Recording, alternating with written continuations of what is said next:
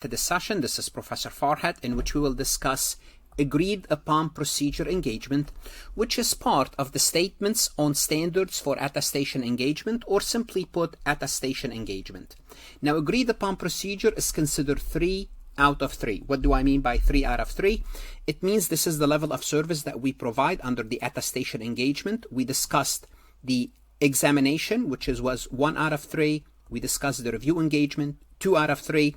And in this session, we will discuss the agreed upon procedures. Now, for the examination, I explained the examination plus showed you a report. For the review, I also did the same thing, showed it to you, explained it, plus showed you a report. And for the agreed upon procedure, we'll explain what is agreed upon procedures, then I will show you in a separate recording a report for it. Let's go ahead and get started. Before we proceed any further, I have a public announcement about my company, farhatlectures.com. Farhat Accounting Lectures is a supplemental educational tool that's going to help you with your CPA exam preparation as well as your accounting courses. My CPA material is aligned with your CPA review course such as Becker, Roger, Wiley, Gleam, Miles. My accounting courses are aligned with your accounting courses, broken down by chapter and topics. My resources consist of lectures, multiple choice questions, true-false questions, as well as exercises. Go ahead, start your free trial today. What is agreed upon procedures? Agreed upon procedure engagement is an attestation engagement. That's the first thing we need to understand. And if you don't know what attestation engagement, please go back and view what is attestation engagement, in which a practitioner performs specific procedures on subject matter or assertions, just like we discussed in an examination or a review. We are attesting about a subject matter or an assertion, and we are going to prepare a report. In a review, we end up with a conclusion. In an examination, we had an opinion. For an agreed upon procedures, we're gonna have a report and we're gonna have a finding. So when we discuss agreed upon procedures, at the end of the day, we only have finding. It's agreed upon between two parties, without providing an opinion, without providing a conclusion. Once again, conclusion is when we are discussing a review. Opinion is when we are performing an examination. Agreed upon procedure, examination, and reviews, they're all under the attestation standard. Do you need an engagement letter? Of course you do, just like with a review, just like with an examination, especially with an agreed upon procedures. I'm agreeing with you. Let's put it down in writing, either a formal engagement letter or an alternative form, basically a contract. What should we have in that engagement letter or contract? Well, we are performing an agreed upon procedures, the nature of the work. You specify this. Well, we are either dealing with a subject matter or an assertion. Well, we need to know what are we dealing with, identify it, and who's the responsible party. Identify the criteria. If we are attesting to a subject matter, what criteria are we using? Or if we are attesting to an assertion, who are the parties? Well, who are the intended parties? Usually the agreed upon, the party that's engaging us to this engagement. We could also have non-participant can be added. For example, if the engaging party wants another party to be added as the user of this report, those are called non-participants and they can be added, that's fine. The party's acknowledgement of the responsibility of the sufficient of the agreed upon procedures and their goal, purpose. So basically they have to acknowledge that this is what we're doing. This is the agreed upon procedure and this is the purpose, the goal of the agreed upon procedure, because that's exactly what we're doing. But we need an acknowledgement of this. We need to know the role of the practitioner. What's the responsibility of the practitioner? Well, to carry on the agreed upon procedures following the AICPA statements on standard for attestation engagement. The engagement will follow the AICPA standards. Obvious. What procedures are we going to follow? Exactly, spell it out. List any disclaimer, if any disclaimer are expected in this report. If external help or any specialist needed for this engagement, you need to identify them in the engagement letter. And that could be necessary for engagement where we need certain specialist. For example, we are dealing with diamond, or we are dealing with something of a specialized nature.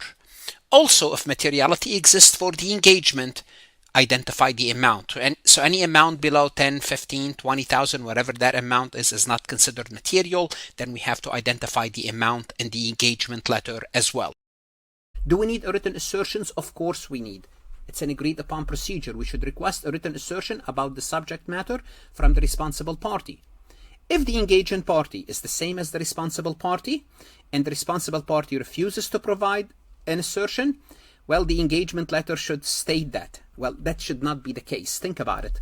If someone, this is a CPA firm, and we have a client, let's assume Lehigh Valley Hospital. It's just the hospital. Well, if they are engaging us to do some work, you would assume that they're giving us written assertions to work with. Well, that's the case. If that's not the case, the engagement letter should state that fact. Now, even if the responsible party was not present or in charge for a period of time covered by the written assertion, nevertheless, they are still responsible for the practitioner's report, whatever that report period is. Same with examination and reviews. So they are always responsible for the period in which the report covered, whether they were there at that time or not. And the best example is a change of management. The management changes since, for the first 6 months of the year, we had a different management. Now we have a new management. It does not matter. The new management is responsible for the old management if the agreed upon procedures cover 1 year period. Performance, how do we do the work? Proper planning, supervision of the members, apply the procedures agreed by the specified parties. We have to do the work. We should not agree to procedures that are vague in meaning or open to interpretation. And AICPA literature, if you Google AICPA Attestation standards, they will show you that some words are unacceptable. For example, you cannot use the word note, review, general review, limited review, evaluate, analyze, check, interpret, verify. You should use more words that are more solid, that you can follow certain procedures like inspect, confirm, compare, agree. Like, think of audit related words, trace, inquire. Those are the things you should follow in an agreed upon procedures. Recalculate, observe, mathematically checked. And if you know how to perform an audit, a financial statement audit, those are the words that we will use. Can you use the work of a specialist? Well, you should agree with the specified parties in advance. Remember, this is an agreed upon procedure, and you should describe the work of the specialist. Internal control, it should not be involved in the work, because again, it's an agreed upon procedures. And if it's involved, it should be spelled out, but it should not be involved. Written representation, similar to examination, similar to review.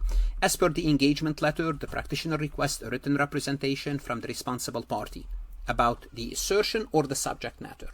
When the responsible party is at the same time the engaging party and refuses to give us a representation letter, think about it. They're agreeing. They ask us to do something, but they refuse to tell us in writing the written assertions. Well, guess what? We should withdraw or determine the effect of the report. At the end of the day, we determine the effect of the report. If we're going to go through this, that's fine, because it's between us and the engaging party, and they refuse to give us a written assertion. But most likely, you would withdraw. You don't want to get involved with something like that.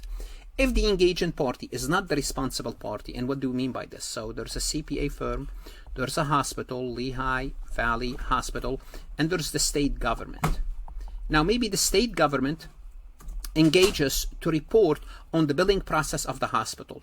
Well, the state is the engaging party, the Lehigh Valley Hospital, because we are trying to get an agreed upon procedures about their billing cycle. Well, it's not the responsible party. If the engaging party is not the responsible party, you would request more information from the engaging party. The practitioner also should make inquiries of the responsible party and seek oral responses. If oral responses are satisfactory, we will proceed. If oral responses are not satisfactory, either in writing or orally, for example, the hospital refuses, you would withdraw from the engagement or determine the effect of the report. Usually you would withdraw. Bear in mind that the written representation and the practitioner's report, final report, the findings should have the same date, just like with the review, just like with the examination. Documentation, again, very similar to the review, very similar to the documentation. The documentation of an agreed upon procedure should be sufficient to determine that the specified parties agreed on the procedures are performed. So simply put, you can look at the documentation and see that indeed we did the work. And the practitioner, they have to follow professional standards because they are following the AICPA and rules and regulations, of course. What should we do? Who performed the work? Who reviewed the work? The date the work was completed? Any discussion that took place about any significant issues? Document any refusal for providing a written representation, or if the written representation is not reliable. Simply put, documentation should stand alone. Simply put, if somebody looked at the documentation, they should exactly know what happened in this agreed upon procedures. It should be sufficient to determine the results of the procedures performed and the evidence was obtained. In the next session, we would look at an agreed upon procedures. I know agreed upon procedures is very unique in the sense that they should not have a standard report, but the AICPA does provide samples, just like they provided samples with examinations and review. And I believe if you look at the report, it will kind of wrap this up in a sense, show you what the end product looked like for an agreed upon procedures, reviewing what we did in this session as well. What should you do now? Go to Farhat lectures and work MCQs, multiple choice questions, true false questions to help you understand this topic. The statements on standard for attestation engagement, or simply put attestation engagement, is very important on the CPA exam. In an audit course it may not be as important, but on the CPA exam it's important. Good luck, study hard, stay safe.